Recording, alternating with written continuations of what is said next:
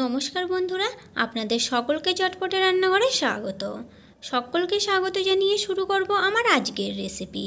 আমার আজকের recipe instant বান ধোসা। আর এই বান ধোসাগুলো কিন্তু হবে একদমই স্পঞ্জি ও ফ্লাফি। আপনারা কিন্তু বাচ্চাদের স্কুলের টিফিন হিসাবে, সকালের জলখাবার কিংবা অফিসের লাঞ্চ বক্স হিসাবে ঝটপট এটা বানিয়ে নিতে পারেন। দারুণ হেলদি একটা রেসিপি। তাহলে চলুন দেখে নেওয়া যাক। প্রথমে ব্যাটার তৈরি করে নেব। তার জন্য একটা পাত্রে নিয়ে নিলাম 1 কাপ পরিমাণে সুজি। আপনারা এখানে মোটা পাতলা যে কোনো ধরনের সুজিই নিতে পারেন। তারপরে ওই কাপেরই দিয়ে দিলাম 1/2 কাপ টক দই। এবার দইয়ের কাপেই দিয়ে দিলাম 1/2 কাপ পরিমাণে জল। এবারে সমস্ত উপকরণগুলো একসঙ্গে ভালো করে মিশিয়ে নেওয়ার পরে আমি ব্যাটারটাকে এভাবেই ঢেকে রাখবো 5 থেকে 7 মিনিটের জন্য। তার মধ্যে একটা তড়কা তৈরি করে নেব। এদিকে গ্যাস অন করে একটা প্যান বসিয়ে দিয়েছি। প্যানে দিয়ে দিলাম 1 টেবিল চামচ পরিমাণে সাদা তেল। ফোড়নে দিয়ে দিলাম 1/2 চা চামচ জিরে আর দিয়ে দিলাম 1/2 চা চামচ কালো সর্ষে। তারপরে দিয়ে দিলাম 1 চা চামচ ছোলার ডাল। আপনারা এখানে উড়ুর ডালটাও ব্যবহার করতে পারেন। তারপরে একটু লালচে রং করে ভেজে নেওয়ার পরে এখানে দিয়ে দিলাম 2টো মাঝারি সাইজের পেঁয়াজ কুচি আর দিয়ে দিলাম 2টো কাঁচা লঙ্কা কুচি আর দিয়ে দিলাম 4 থেকে 5টা কারি পাতা কুচি। তবে ঝালটা কিন্তু আপনারা যে যেমন খেতে পছন্দ করেন সেটা বুঝেই দেবেন। আর এখানে কিন্তু পেঁয়াজ কুচি একদম লালচে রং করে ভাজবো না। যখন পেঁয়াজ কুচির এরকম রংটাও চেঞ্জ হয়ে গেছে আর একটু নরম হয়ে গেছে, এর থেকে কিন্তু আর বেশি ভাজবো না। এখন আমি এটা নামিয়ে নিলাম।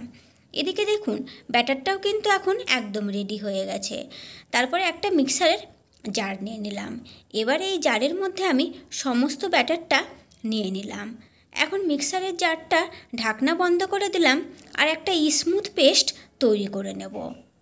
পেস্টটা যখন তৈরি করে নেওয়া হয়ে গেছে তখন আবারও বাটিতে পেস্টটা আমি নিয়ে নিলাম। এবারে যে তড়কাটা তৈরি করে রেখেছিলাম সেই তড়কাটা এই ব্যাটারের মধ্যে দিয়ে দিলাম আর দিয়ে দিলাম বেশ কিছুটা ধনেপাতা কুচি। ধনেপাতা কুচিটা থাকলে কিন্তু অবশ্যই দেবেন। তারপরে দিয়ে দিলাম এখানে স্বাদ মতো লবণ। লবণটা দেওয়ার পরে এখন এই সমস্ত উপকরণগুলোকে আবারও একবার ভালো করে মিশিয়ে নিতে হবে। দেখুন এখানে সমস্ত উপকরণগুলো কিন্তু আমার একসঙ্গে মিশিয়ে নেওয়া হয়ে গেছে। এখন আমি এখানে দিয়ে দেবো 1/2 চা চামচ পরিমাণে ইনো ফ্রুট সল্ট, যাতে ব্যাটারটা আরও একটু ফ্লাফি হয়ে যায়। আর ইনো ফ্রুট সল্টটা দেওয়ার পরে এরকম গুলিয়ে নিলে কিন্তু দেখা যাবে ব্যাটারটা বেশ অনেকটাই ফ্লাফি হয়ে উঠছে। আপনারা এখানে বেকিং পাউডার কিংবা বেকিং সোডাও ব্যবহার করতে পারেন। এদিকে গ্যাস অন করে একটা আমি তড়কা প্যান বসিয়ে দিয়েছি। গ্যাসের ফ্লেমটা একদম লো হিটে রেখেছি। তারপরে যখন তড়কা প্যানটা গরম হয়ে গেছে তখন কিছুটা সাদা তেল দিয়ে তেলটা ভালো করে ছড়িয়ে দিলাম। তারপরে যে ব্যাটার তৈরি করে রেখেছিলাম সেখান থেকে কিছুটা ব্যাটার দিয়ে দিলাম। এখন এই লো ফ্লেমে রেখেই ঢেকে দিলাম 1 মিনিটের জন্য। আপনাদের কাছে তড়কা প্যান না থাকলে আপনারা এখানে ফ্রাইং প্যান কিংবা রান্নার কড়াই ব্যবহার করতে পারেন। দেখতে এরকম হবে না, কিন্তু স্বাদের কিন্তু কোনো পরিবর্তন হবে না। 1 মিনিট পরে ঢাকাটা তুলে নেওয়ার পরে উল্টে দিলাম। এখন কিন্তু আর ঢাকা দেব না। এখন এই সাইডটাও এরকম লালচে রং করে ভেজে নেব। আর এটা কিন্তু লো ফ্লেমে রেখেই করতে হবে, না হলে কিন্তু ভেতরে কাঁচা থেকে যাবে। তারপরে 2 দিক থেকে যখন সুন্দর রং করে ভেজে নেওয়া হয়ে গেছে তখন তুলে নিলাম। তারপরে তড়কা প্যানটার মধ্যে আবারও একটু সাদা তেল দিয়ে দিলাম। দেওয়ার পরে আবারও ঠিক একইভাবে ব্যাটার থেকে কিছুটা পরিমাণে ব্যাটার দিয়ে দিলাম। তারপরে আবারও ঢেকে দিলাম 1 মিনিটের জন্য। 1 মিনিট পরে আবারও ঢাকাটা তুলে নিলাম। দেখুন ওপর থেকেও কিন্তু শুকিয়ে যাবে 1 মিনিটের মধ্যে, আর এটা কিন্তু বেশ অনেকটাই একদম ফুলকো হয়ে উঠবে। তারপরে 2 সাইড থেকে যখন এরকম লালচে রং করে ভেজে নেওয়া হয়ে গেছে তখন এটাও তুলে নিলাম। তো এই যে দেখুন এখানে কিন্তু আমার মোট, আমি যে ব্যাটারটা তৈরি করেছিলাম তাতে আমার এখানে মোট 4টে হয়েছে।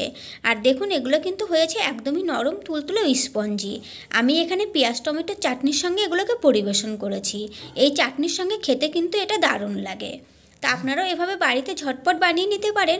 ভালো লাগলে চ্যানেলটিকে লাইক, শেয়ার ও সাবস্ক্রাইব করে নেওয়ার অনুরোধ রইল, পাশে থাকা বেল আইকনটি সমেত। আজকের মতো এই পর্যন্তই। ফিরে আসবো নতুন কোনো রেসিপি নিয়ে। সকলেই ভালো থাকবেন, সুস্থ থাকবেন। ধন্যবাদ।